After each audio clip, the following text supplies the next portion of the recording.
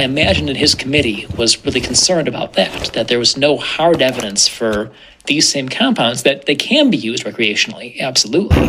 But were they? Bequeath thy cheeks unto the wind, and listen to me today, your tour guide, Diogenes, as I take you to a world where a bramble crackles. Or hath the desert yielded him a most spirited plant? Most are told this is a children's tale, a shrub, a flame, a voice. But in the Greek, beautiful, gorgeous Mother Greek, this is not a bush moment, it is a dragon moment. For when the staff strikes the earth, the text does not murmur, snake. It declares it became a dragon, not some timid coil of garden dust. You do not overthrow an empire with landscaping. You bring a dragon into the court of kings. You declare that something ancient has entered the room. And then the voice from the flame speaks. I am the being in the bramble. If this is botany, it is the most metaphysical botany ever recorded. Notice something simple in Exodus. Exodus chapter 4 verse 2 to 3 doesn't say stick, it says staff, a rhabdos. And in Exodus 7, 9 to 10, it does not say serpent in some vague poetic way. It says dragon. Και αν λαλήσει Φαράω προς ημάς λέγον, δότε αυτής τέρας, και έρεις προς Ααρών, λαβέ την ράβδον σου, και ρίψον αυτήν εναντίον Φαραώ, και έστε δράκον. Now in English, that feels neutral, but in Greek, those words are not neutral. Let that sit. When a Greek reader sees the word for staff, he does not think walking stick. He thinks Circe, Hermes, Athena. He thinks of a rod that enchants, a rod that transforms, a rod that alters perception. In Homer, the rhabdos does not merely sit in a hand, it enchants, it changes men. And in Exodus 7, 9 to 10, the rhabdos becomes a dragon. In Greek symbolic language, when a rod appears in divine hands, men transform. Ah, now we descend into the older tongue, the desert tongue, the one without the Greek perfume.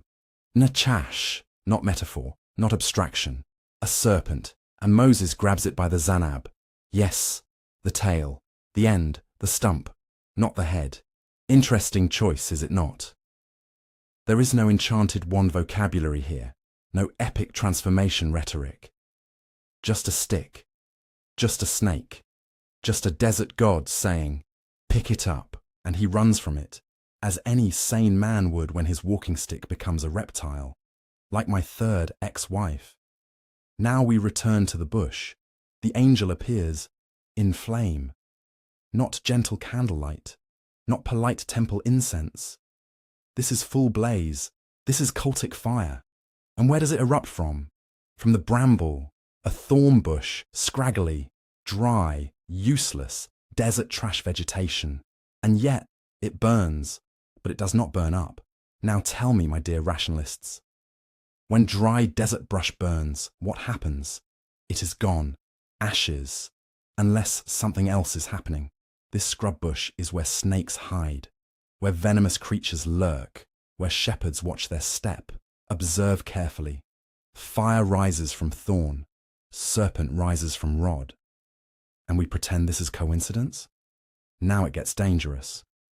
The Hebrew says, Ehyeh asher ehyeh, grammatically flexible. I will be what I will be. I am who I am. I will be who I will be. It is dynamic. It unfolds, it moves. Now watch what the Greek translation does. It says, Ego imi o on. I am the being one. I am the one who is. Or my personal favorite, I am being. That is not just identity, that is ontology. The Hebrew gives you motion, the Greek gives you metaphysics. That is a shift. Then it doubles down. The Hebrew says, le'olam, for ages, for duration. The Greek renders it ionic, belonging to an ion, an age, an era, a stretch of time. It does not automatically scream infinite metaphysical eternity, that later sense. Theological inflation. The base meaning is age logic, duration, not annihilation of time. Sounds like it's describing tripping on acid, huh? Now let's revisit the dragon. You thought it was just a monster. Before marble statues and Jimbro heroes, the serpent was sacred. Egypt, Phoenicia, Tautos, Thoth divinizes the dragon. Most spiritual, not evil, not chaotic. Spiritual. Serpents were considered immortal. They shed skin. They coil like breath. They vanish into earth and return. And you think that's accidental? Then the Greeks arrive. Apollo shoots Python. Zeus strikes Typhon. Heracles hacks the Hydra. But here is the joke. The bow itself is called dragon. The Scholian says it plainly. The curved Scythian dragon. That is the bow. Why? Because it hisses. Because it strikes. Because its arrows are teeth. So Heracles fights the serpent with a serpent. He wields dragon force against dragon force. You do not erase a sacred symbol. You domesticate it. You weaponize it. You place it in the hero's hand. The serpent, once divine, becomes the instrument of conquest. Greek myth is not isolated. It is layered, borrowed, reworked. The dragon was sacred long before the hero flexed. And the hero never truly kills it. He learns how to hold it. And then, centuries later, someone else is not shy about handling serpents. They will pick up serpents, and if they drink something deadly, it will not harm them. They will lay hands on the sick. Thanasimon, a deadly substance. Think anesthesia. Does that make sense? Poison, venom, transformation through danger. The pattern never disappears. It only changes hands. That is the old Mediterranean pattern. Danger, contact, transformation, survival. The one who survives the poison proves something. You do not understand serpent symbolism. If you flatten it into children's Sunday school zoology, you miss the pattern. You miss the age logic. You miss the being language. You miss why the Greek says ho on. You miss why the dragon keeps reappearing. And then Christ steps into that symbolic world. That is mystery tradition structure. Thank you and subscribe.